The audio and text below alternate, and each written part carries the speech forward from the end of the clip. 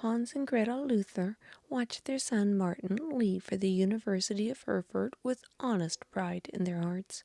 He had been home after graduation and was now going back for more study to become a lawyer. Hans had presented him with a fine law book called Juris, and in honor of the educated man he had now become, no longer addressed his son with the familiar du, but with the polite German form of you used for people of higher station.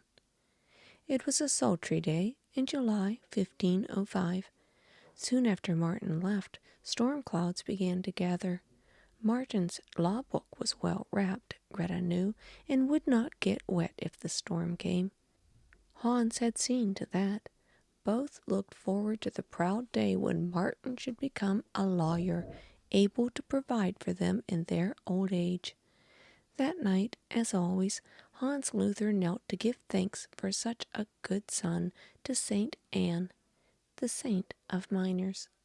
Meanwhile, that good son of his had seen Saint Anne in a vision and made a vow to her that would destroy his father's hopes. Martin Luther and his friend Alexis were trudging along the road through the storm. Suddenly, a lightning bolt struck Alexis dead. Luther was thrown to the ground. All about him in the blinding light he saw leering fiends writhing, dancing, and just about to seize and drag him down into the hideous fires of hell, when there, too, above him, he saw an angel of light. "Saint Anne," he cried, help me, save my life, and I vow I will become a monk." After that fearful vision, Martin was eager and ready to take the surest way he knew to salvation, which was to become a monk and devote his life to prayer. Just 2 weeks later, Martin Luther, ready to start a new life, had presented himself and been accepted as a novice in the Augustinian monastery.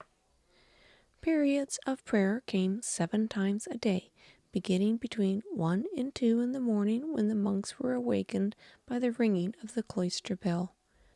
They rose, dressed, and at the second bell went to the church and knelt before the high altar. Day ended, as it did every period of prayer, with the chanting of the Salve Regina. At the end of 1 year, Martin Luther, confident that this was the right life for him, took the final vows and became Brother Martin, an Augustinian monk. Then came the day when he was to say his first Mass, a very special occasion when proud parents of the young priest usually attended. All these months Martin Luther had not seen his father, who had been violently opposed to his son's decision to enter the monastery. Martin was overjoyed when the disappointed man accepted the invitation to be present at the Mass.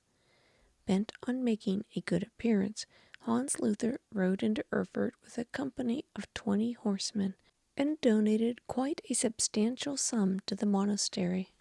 The great day for Martin began as usual with the cloister bells. At the proper hour he took his place before the altar and began the words of the Mass. Suddenly he was terror-stricken as he heard himself addressing the living, the true, the eternal God. It was as if he had been struck by a bolt of lightning. "Who am I," he thought, "that I should lift my eyes or raise my voice to the eternal God? I, a miserable little pygmy, I who am dust and ashes and full of sin." He barely held himself at the altar to complete the service. Then he hurried to the table where his father was seated with the guests and brothers. Desperately in need of some word of encouragement, Martin turned to his father. "Father, why were you so against my becoming a monk? Are you not satisfied now?" Hans Luther had been doing his best to control himself, but he now grew red in the face and his eyes blazed. "You learned scholar, you," he blurted out.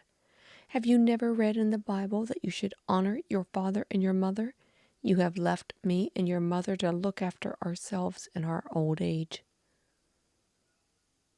"But, father," replied Luther, "I can do you more good by my prayers than if I had stayed in the world." He reminded his father of the voice from heaven which he had heard, and the angel of light which he had seen.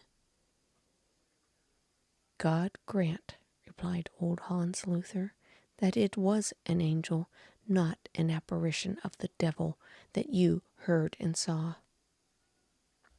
Already shaken from his experience at the altar, Luther was struck with horror at his father's suggestion that it might have been the devil.